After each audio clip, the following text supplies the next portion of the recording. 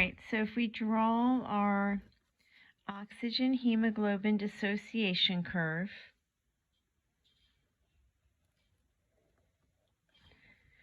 we want to label our axes. So this is my partial pressure of oxygen going up towards 100. This is around about 60 where we start to go down. And then over here, our percent hemoglobin saturation. Right? So that's the first part. Now, when we're labeling these, you could label this part on the left as either the steep part or the systemic capillaries. And then over on the right, we could label this as our plateau or the flat region. And that represents our pulmonary capillaries. And we know that because in the pulmonary capillaries, we had a higher amount of our oxygen. So we have a high partial pressure of oxygen. Whereas in our systemic capillaries, we saw that we had a lower partial pressure of oxygen. So if we want to identify what's happening in each of these sections, let's do our steep part first. Okay, so we'll write that in green, what's actually happening. So the steep or the systemic capillaries, the steep part of our curve there, the systemic capillaries, is going to, what's happening? We're going to see a low amount of oxygen. And so this reaction here is going to be moving to the left. Because remember, we have a low amount of oxygen. We have a low partial pressure of oxygen. So this is driving the reaction to the left. We also could say that hemoglobin is letting go of oxygen. That would be okay. Okay, that's a description.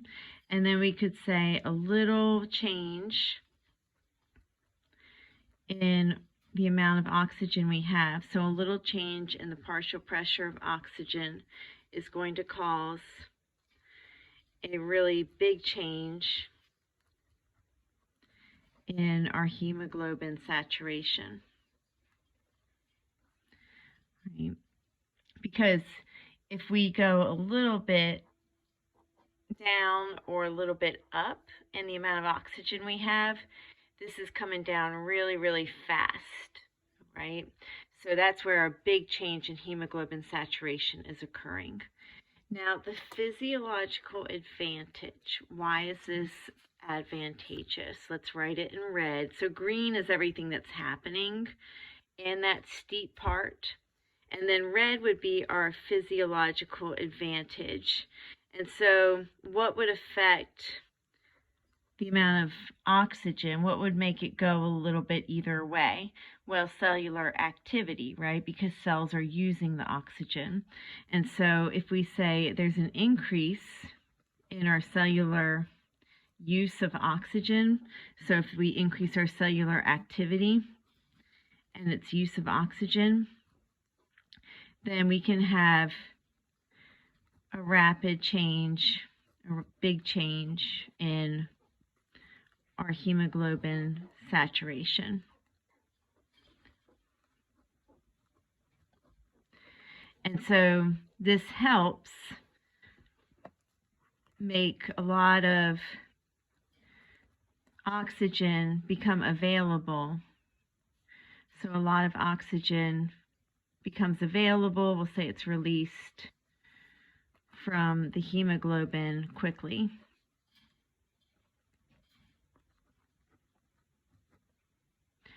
Okay.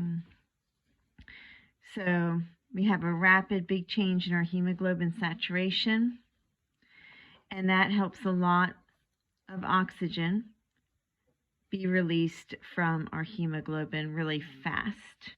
Okay, so one way to think of this is we dump all the oxygen quickly.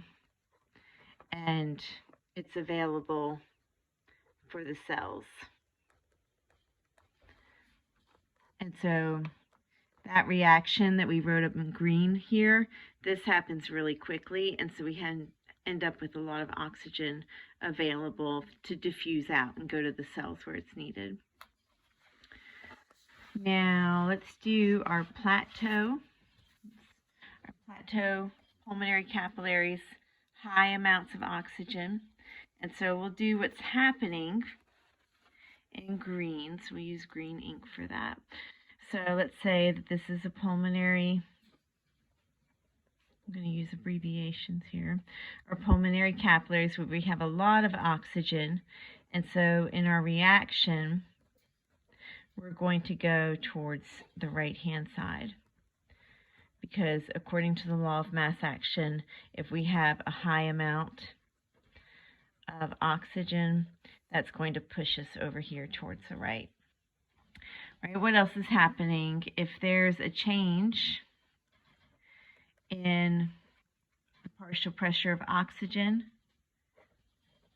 so if we go a little bit more or a little bit less, if there's a change in that partial pressure of oxygen, it's going to have little effect on our percent hemoglobin saturation. Okay, little effect on percent hemoglobin saturation, right, because we stay pretty flat. Remember, your percent hemoglobin saturation is on our y-axis. So there's little effect on the percent of hemoglobin saturation. Remember that in contrast to what we saw with the steep part, a little change in the amount of oxygen causes a big change in our hemoglobin saturation. But over here, if we have a little change in our amount of oxygen, it has a little effect, all right? So what is the physiological advantage? Well, let's see. Let's write it in red because it's important. The physiological advantage here, I'll write it up here where I have more room, is going to be if there's less oxygen in the environment or because of disease, then hemoglobin will still be saturated. Right? So hemoglobin will still be saturated. That's a good thing because if we stay up here and really saturate our hemoglobin, we're able to still deliver all that oxygen to our tissues. Okay? So it's not going to, hopefully not going to affect the amount of oxygen our tissues are getting. If we have a little bit less oxygen or a little bit more oxygen, this is going to stay relatively stable, so all your hemoglobin molecules are carrying as much oxygen as they can. So that would be your physiological advantage there in the red. If there's less oxygen in the environment or because of disease and you're just not able to get as much oxygen into the alveoli, the hemoglobin will still be saturated.